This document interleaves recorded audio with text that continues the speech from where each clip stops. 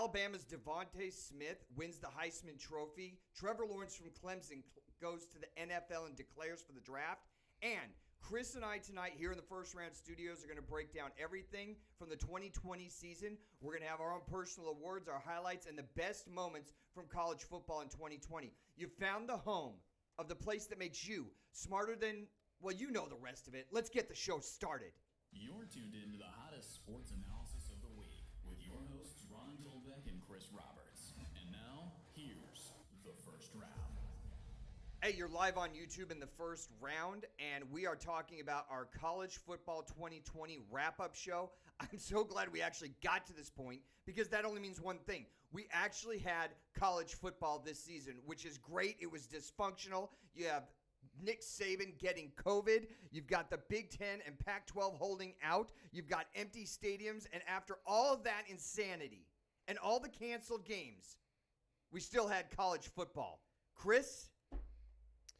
Yes, sir. We got college football. We got it, finally. And that means that we can have a wrap-up show based on the 2020 season tonight. Yes, we can. We had a lot of disappointments and upsets, but, I loved it. Yeah. I'm so glad we went through with it. Zach and I were talking about this before the show. How many kids did we actually lose? Athletes passed away because of COVID.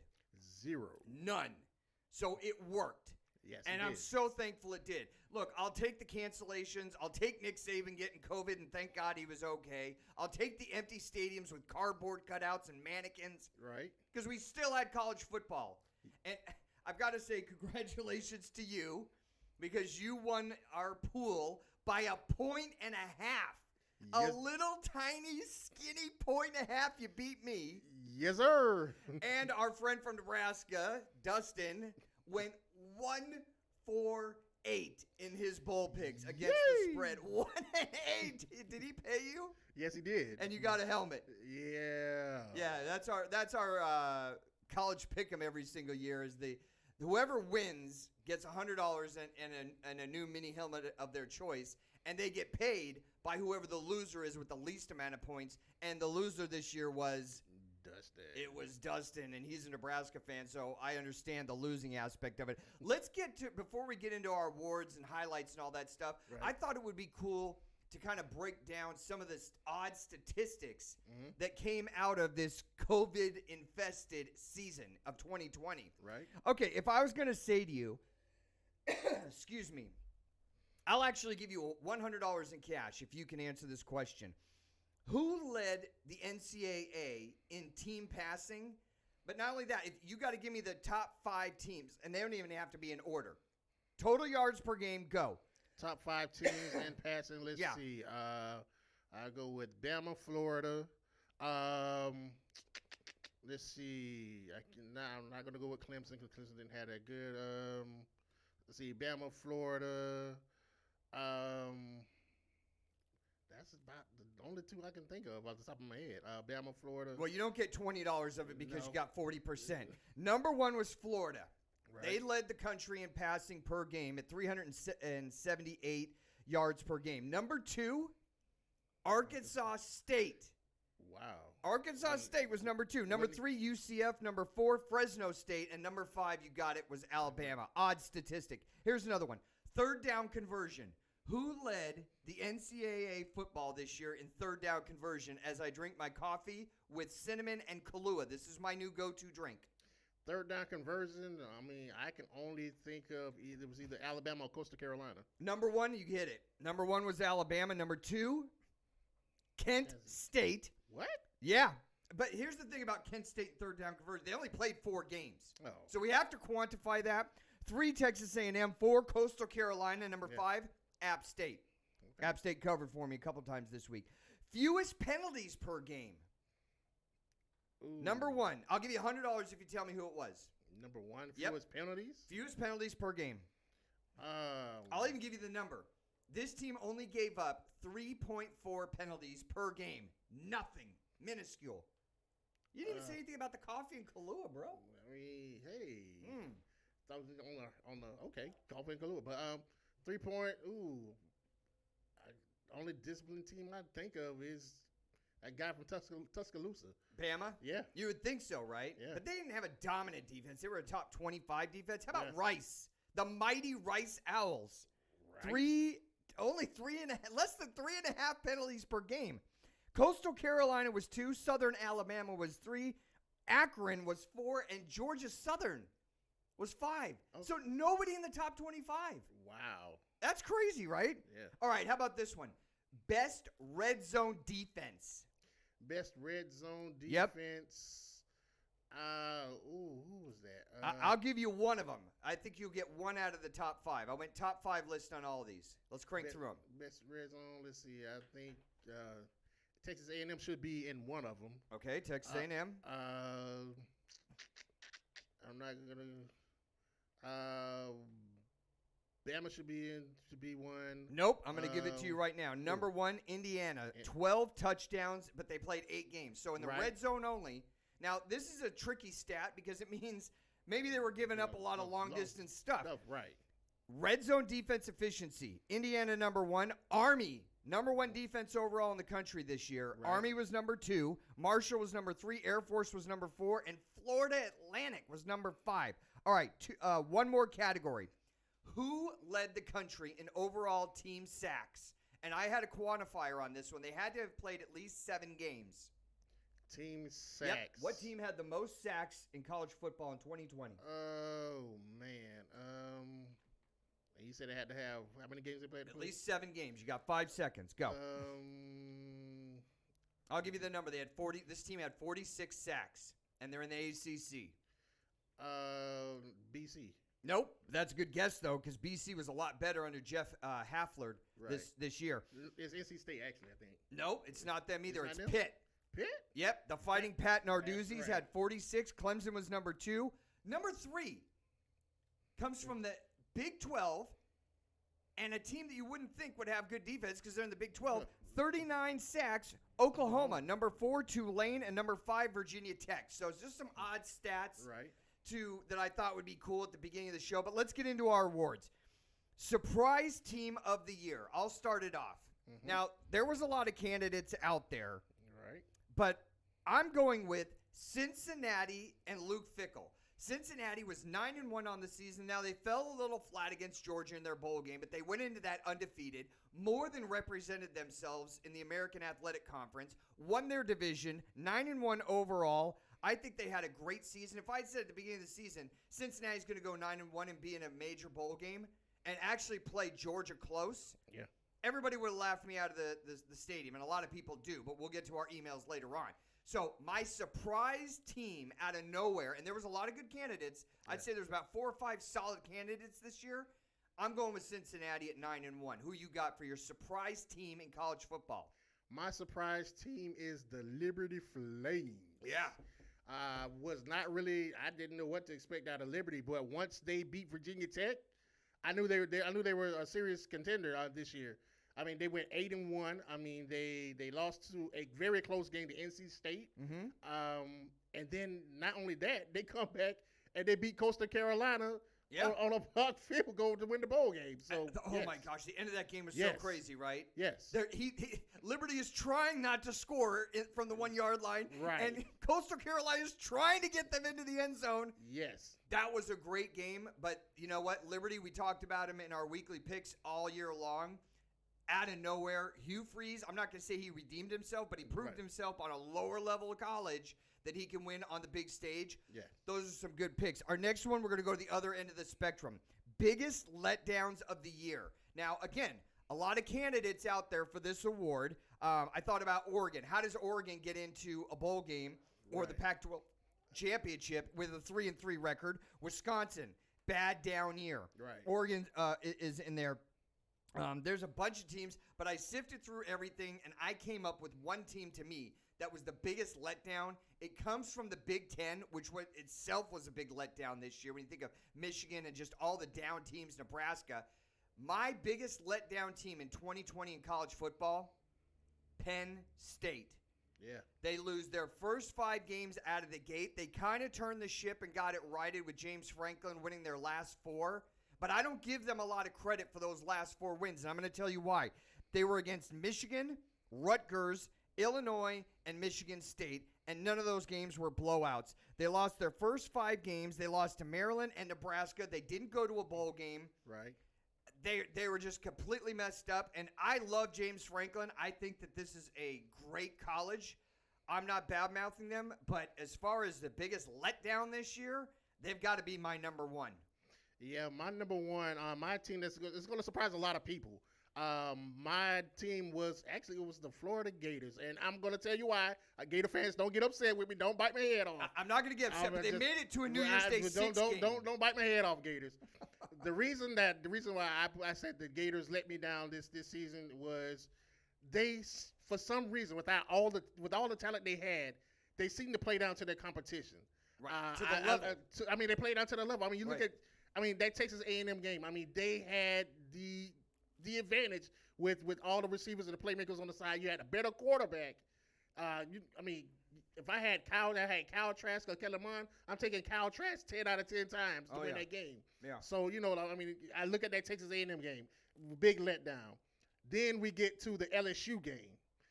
That game right there, you had a true freshman, and LSU had their scout team basically out there. So many injuries, like a MASH unit. Right. So they basically had their scout team out there, and they beat you at home. Yeah. At home, and you still had Tony, you still had Grimes. I mean, Pitts didn't play that game, but you still had your playmakers in that game, and you lost to an LSU team with a skeleton that was playing a skeleton crew. Well, that's because you had somebody in the secondary for Florida throwing a javelin when it was really a shoe. But that's a whole nother story. Yeah. So for you, the biggest letdown is Florida. With Florida, because to me, Florida was one of the best. To me, Florida should have been one of the top 4 teams in going into the playoff off of talent-wise itself. Wait, well, it's easy to say this now. We were having this discussion before the show started with Zach. That Notre Dame shouldn't even been in the playoff. It should have been Texas A&M, and I said that before they got blown out by Alabama. Right. But you'd agree with that? Yeah, I mean, with Notre Dame, once they lost to Clemson. I mean, Clemson played them close bombed them. Clemson played them close the very first game with a backup player. Well, that was no Solinsky at linebacker. Their top offensive lineman was out. Trevor didn't play. It was on the road. It was a primetime game, and it took Notre Dame 2 overtimes to finally beat them. Right. So, and then when they really played on a neutral site, we saw Notre Dame's real colors. But I said, we'll get to our emails a little bit later in the show. Next category, Coach of the Year. Again, I could have put Jeff Monken up there from Army. 9-3, they won the Commander-in-Chief's trophy this year. He did a great job, I think, with Army, where it's almost metaphysically impossible to recruit. How about Hugh Freeze? That was another good candidate, I think. I also considered Luke Fickell, 9-1 in Cincinnati. I thought he did a great job. Who I ended up going with for my Coach of the Year is a team that went 11-1, and I love this guy's name. He's so awesome. How about Kalani Sitake from BYU? They go 11-1. Not only that, they lost to Coastal Carolina, and that was a close game on the road last minute. No excuses. Top 10 defense, 7th in the country in offense. Big wins, a blowout win against Navy, beat Army, beat Ohio State. They went 11-1. Plus, they beat UCF, a fairly quality team, even though it's a lower B-level team, in the Boca Raton Bowl. Blew them out 49-23. Kalani Sitake from BYU gets my award for Coach of the Year. Top that. Okay. I'm waiting. Okay, my Coach of the Year. So, if I tell you this team had an offense that ranked 23rd in the nation, and they had a defense that ranked 72nd in the nation, how many wins do you think they win? Oh, man, 7 or 8. Hey, good guess. I'm going with Hugh Freeze. Yep. Yeah. No, I can't argue with Hugh Liberty Freeze. Frames offense was ranked 23rd in the nation, defense 72nd in the nation, and they went 8-1 and beat an undefeated Coastal Carolina team. Yeah. Yeah, I mean, and lost a close game to NC State. So that's my guy. I mean, when you look at that type of offense and you look at that defense that's that low, and the fact that they actually only lost one game by less than a field goal, that's my Coach of the Year. Surprise Player of the Year. Again, a lot of candidates out there. I'm going with a running back who's not even 5'10". He's 5'9" from the University of Buffalo, Jarrett Patterson, in only 6 games. Now, we got to quantify this. How many teams didn't play full schedules? Buffalo, in only 6 games, this kid ran for 1,072 yards and 19 touchdowns. And you can say, well, maybe he had a blowout game. Okay, let's just say that.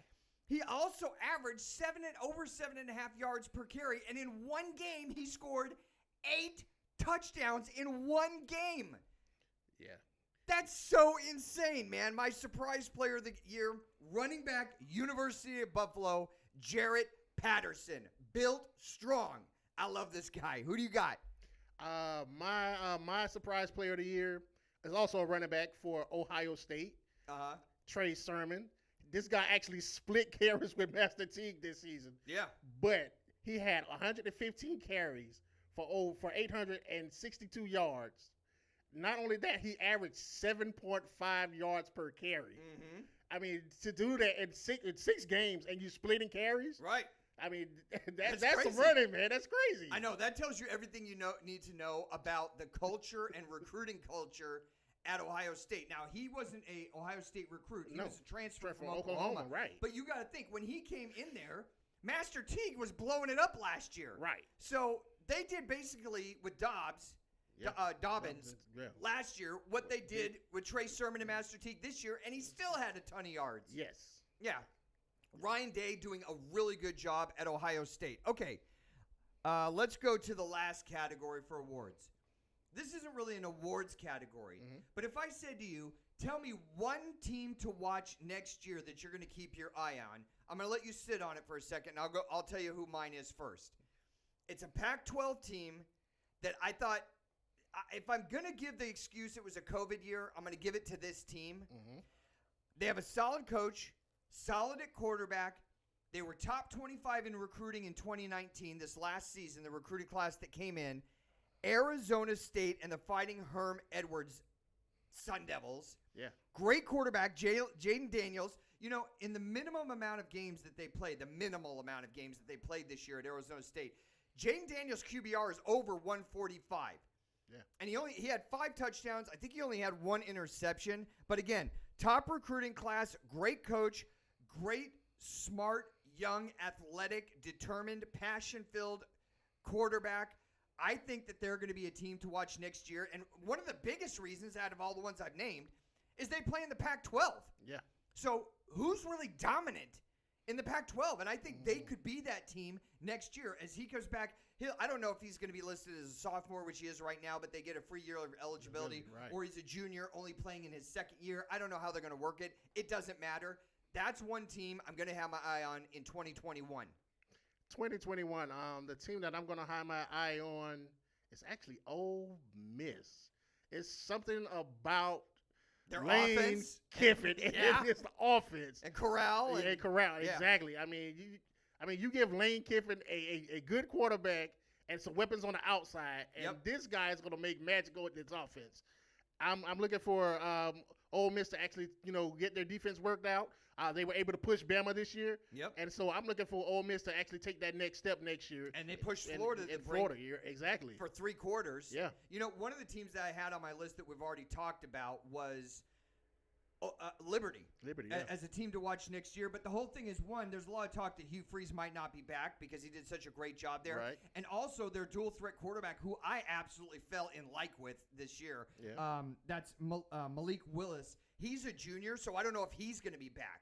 But I think that could be a team, that does it. We want to take a break right now and thank, I don't even know how many we have, 3,600, 37. We're getting close to 4,000 subscribers. If you haven't subscribed and joined the family, do so now. Right down here below the button, there's a red one that says subscribe here. Hit the notification button while you are at it. You could be a part of the show, not here in the set with Zach, Chris, and myself, but we will read your emails. You could leave a comment right down below. Also, emails, you can hit us up at thefirstraundrd@gmail.com, or you could follow us on Twitter. The First Round with the number 1. It's a good follow. We do other things besides sports, but especially during the bowl season, I put a lot of sports stuff out there, and we answer emails. So speaking of emails, We got some emails in. Well, we get emails every week, but I try to filter through, and sometimes I forget. But I said, you know what? I'm going to get to the emails this week. I'm going to pick out one or two really, really good ones. Our email comes in from Vegas Rules, RULZ 702. And he says, Ron, all you do is bash Notre Dame and prop up the SEC. Well, I did go to Florida, but I try and call it like it is. You're a homer for Southern football. Why hate a team that is clearly one of the best? Okay. So, I appreciate you emailing in, Vegas Rule 702. And tomorrow you might want to break the Prozacs in half because when you say to me, they're clearly one of the best. Zach, is that picture of the score up here? It is now. Okay, there's my answer right there. Why hate a team that is clearly one of the best? Why do I hate that? Well, I don't. I just call it like it is when it comes to Notre Dame. See this right here? That's what happens when Notre Dame plays anytime after December 25th. They have this weak, lame schedule, and they go 10-1 or 11-1, and then because of what they did back in the 50s, they get pushed into the playoffs because they can get a bunch of older people into the seats and put butts in the seats. So the committee goes, well, we want to fill up the stadium, or they're a marquee brand, so we'll put them in the college football playoff. Yeah, how did that work out? I don't think it worked out very good. So I try and call it like it is with Notre Dame and Florida and all the other teams that are out there that I follow. I don't have a bias, really. But let me give you some information about Notre Dame and why I, quote, in your terms, hate them. They're 0-6. Now, just camp on this. They're 0-6 in major bowl games since 1994. You haven't won a major bowl game, Notre Dame, since 1994. Just think about that. 2012, you played Alabama. They blew you out 42-14. 2015, you played Ohio State. They blew you out 44-28.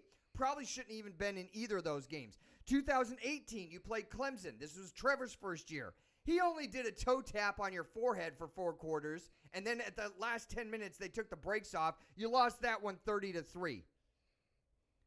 Brian Kelly, your head coach, this is what you get for $2 million a year at Notre Dame. He's 3-8 against top 10 teams. So they don't even, he's been there 10 years. That's only one top 10 team a year, and that's probably the bowl game that they're playing. Worse than that is his record against top 5 teams. He's 1-7. So is this hate or is it facts? That's what you have to ask yourself. Like, do I really hate Notre Dame or am I calling it like it really is? The last time they won a major bowl game was 1994, and I was a fetus. You haven't been relevant for 30 years. Lou Holtz isn't walking through the door. Neither are the 4 horsemen. Neither is Touchdown Jesus. And neither is Newt Rockney. It's not happening. You guys have an easy schedule. You blow through with an 11-0 or 10-0, 10-1 record, and then you get into the playoff, and what happens? Well, you get thrashed by Alabama. You get thrashed by Clemson. You get thrashed by Ohio State. And here's, if you really want to hang your hat, here's the games in the now this is since 1994. I'm going to tell you all of your bowl wins. Are you ready? It's only going to take about 2 nanoseconds. This is what you're giving Brian Kelly $2 million a year for. 2008, you won the Hawaii Bowl. You want to write home to mom about that one? 2010, the Sun Bowl. 2013, the Pinstripe Bowl. 2014, the Music City Bowl. 2017, the Citrus Bowl. And who can forget that classic game in 2019 when the vaulted, hollowed halls of Notre Dame got to celebrate for winning the Camping World Bowl against Iowa State. This is what you get for $2 million a year. Vegas Rules 702. We appreciate your emails. Send in your emails, comments, or questions on the show, and we will try to answer them with the highest level of unbiased, Chris. It's just the Notre Dame emails are just the funniest ones because they're as my mom would say, dripping in myopicness. I mean, really. I mean, you think about it. They haven't won a meaningful bowl game since I was in high school. Yeah, 1994 was the last time they won anything of consequence. I was a freshman in high school. Like, seriously, wow. I know, but you got to tell it like it is. Okay, let's hit in our wrap-up college football show. Let's hit the Heisman, and Trevor declares today for the NFL draft. Do you have any problem with the Heisman? Give me your 1, 2, 3, and 4 in that order. One, of course, is Devontae Smith. But this is your list? This is my list. Okay, go ahead. Yeah, Devontae Smith was one. I will go with Mac Jones 2, Najee Harris 3, Trevor 4. No Kyle Trask. No. Wow. So, Kyle Trask and Mac Jones both have a lot of talent, both have a great coach, both had awesome years. I've got to put Kyle Trask in the top 4 just because I think he put up better numbers than Mac Jones. Gosh, Trevor, I can't put Trevor up there in the top 4. He would be 4A. He'd be my 5th one. I don't have a problem with Devontae Smith winning it. I would probably have Trask 2, Mac Jones 3, Najee Harris 4, and then I would go Trevor. Yeah. That's how my list would go. Trevor Lawrence today declares for the NFL draft. I think this is an obvious move. I mean, he saw he wasn't going to the Jets, so he could just slide on in there and get coached by who? Urban Meyer? Urban Meyer, but if I'm betting on Jacksonville, I'm going Eric Bieniemy. That's just me. No, but, yeah. I love Eric Bieniemy, but he might be going to L.A. Yeah, Anthony Lynn got fired, which we talked about a couple weeks ago. I know. I hope he goes to Atlanta. They interviewed him. Oh, yeah. Well, you're an Atlanta fan. Exactly. You guys played in the Super Bowl a couple years ago. That's a whole nother show. That's an NFL show. Stop digging up those wounds, man. Hey, they're your wounds, not mine. That catch by Edelman, baby. Stop. Hey, real quick, which was the better catch? Edelman's catch or Julio on the sideline in the fourth quarter? Because that was pretty sick. I'm not going to be here by it. I mean, that Edelman catch was crazy, man. That was insane. He crazy. got 3 guys on top of him, and he still had the control. But, again, it's a college football wrap-up show, not an NFL show. Last thing on the show today, national championship, Bama and Ohio State. Bama's given 8 points. The over and under is 76. Give me who you're taking and why.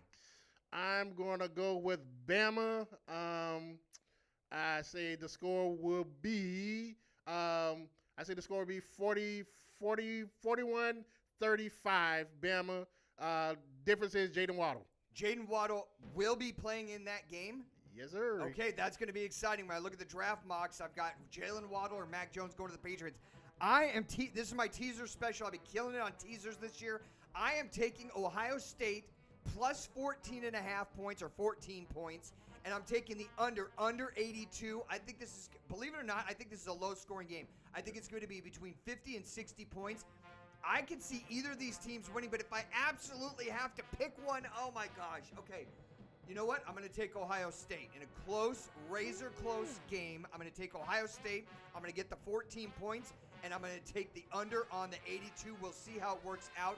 You can check out all our archive videos right down here below us if you missed any part of this show or any of our other 85 shows.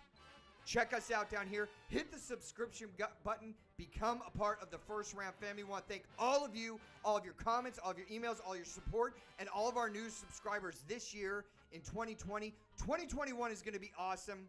We're going to have a new producer with us, but Zach has done an awesome job in 2020 for us. He's still going to be a part of the show in other ways. And we're going to have a brand new studio when we get back. Check us out next week. We'll be talking NFL playoffs and everything else going on in the world of sports. Until then, take care of yourselves, everybody.